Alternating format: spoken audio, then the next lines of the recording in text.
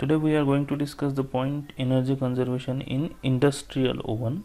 Here the word industrial is put deliberately because what students used to write in the examination whenever the question is like mention some tips to save or to conserve energy in oven. Students write the points which are related to the domestic oven, but actually the question was based on the industrial oven. The working of both industrial oven and domestic oven is almost same, but the big difference is domestic oven is used to bake the food product. In industry the things are like somewhat different. Over there we are baking or we are heating some specific metals for a specific process. Next to that, initially the ovens were heated using coal or wood, means the heat provided to this oven was using coal and wood. But nowadays, after the inventions of electricity and then the modifications of electrical instrument, electrical oven is very much popular in the industries for two reasons. First thing, it will not going to produce any type of pollution. Second, it is more reliable and more efficient. Okay. Now as you see this diagram, this will make a simple, means your concept quite clear how a oven looks like. It's a normal size oven, means just as our domestic oven. The difference is metal casing and other parameters. Now we will start with point wise how we can save energy in oven. So first point, energy saving mode. Now energy saving mode, this is a quite important point. Now we read it. Like your clothes dryer at home or overdrive on your car, energy saver mode uses less electricity for most applications, but you still have more power available when you need it. Now energy saving mode, it means what? Whenever the load on the oven is not full, at that time you can keep your oven on energy saving mode, means it will utilize only the energy it required to bake that specific amount of material. Otherwise it is not going to waste any sort of energy in the system. Okay. Next point is adjustable exhaust rate. Now adjustable exhaust rate is all about how we are providing heat inside the oven, and this is depend on this exhaust rate. Okay, this exhaust rate also depend on the air which we are flowing, because heat always require proper air to in support. Oxygen is the main requirement for burning something. Okay, so you can adjust your exhaust rate, and according to that you can conserve energy in the oven. Point number 3, heat recovery system, or in short we can say a feedback loop system.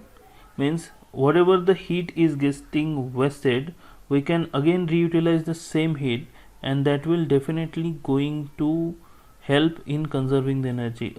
For example, we had discussed in thermal power plant.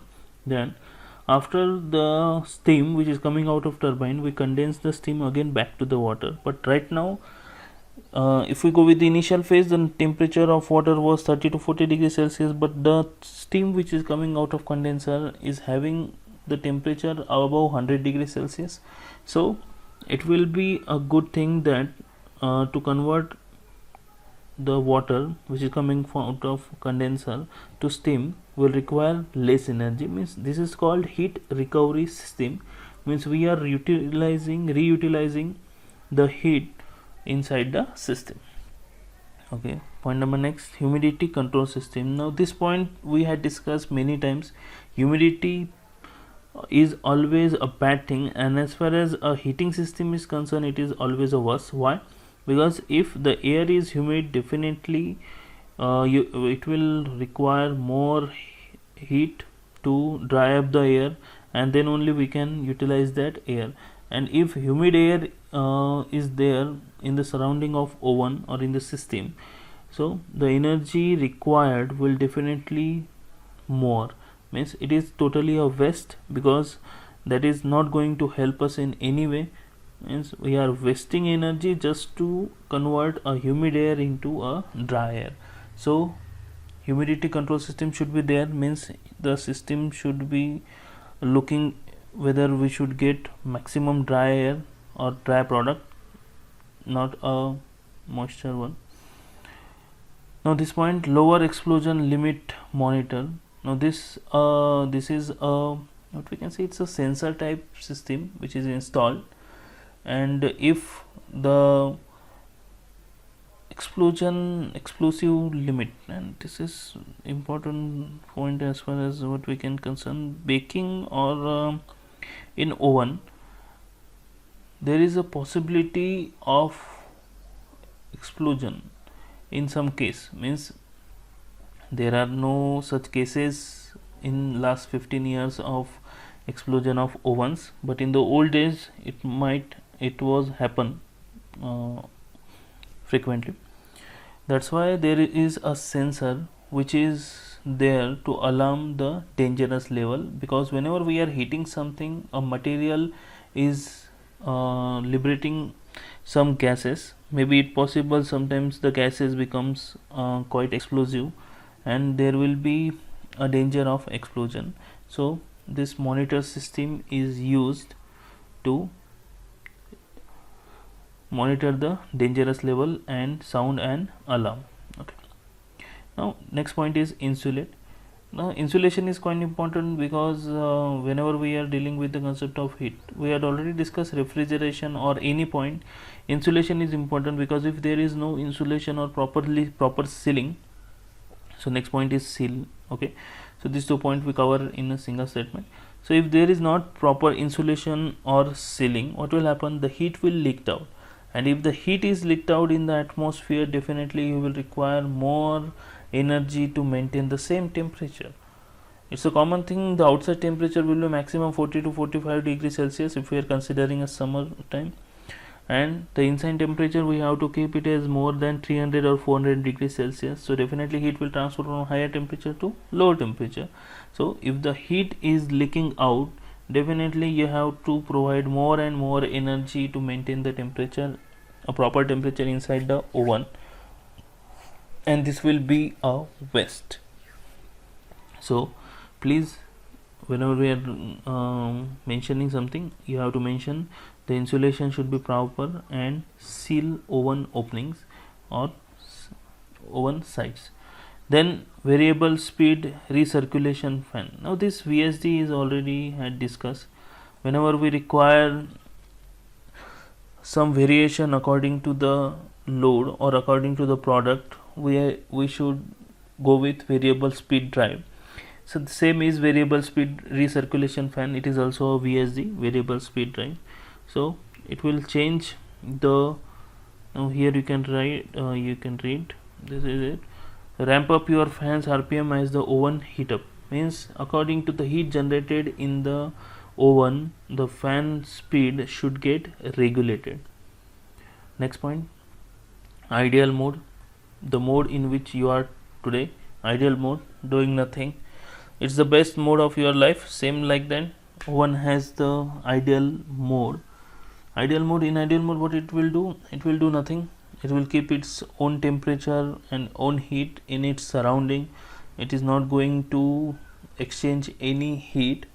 And one thing, one point is not there, you have to reduce the energy loss by radiation, because we can control conduction, even we can control convection, but we can't control radiation, the heat loss due to radiation. So we have to control the heat loss due to radiation over here. Ideal mode, you understand that whenever the oven is not in working, put it in ideal mode. So whatever the heat it possesses right now, it will try to capture the same heat. Maybe there will be a loss of 2 to 5% due to radiation, that is not in our hand, but maximum we can do that. Whenever the oven is in ideal mode, it will try to capture the energy, or try to store the energy which is, or store the energy rather than store the heat which it possesses right now for a long duration of time. Last point, maintain your equipment. This is a common point whenever you are dealing with any electrical equipment. You have to maintain it. You have to check its filters, blowers, VSDs, and everything, that everything is working properly, because every parameter is important in the oven.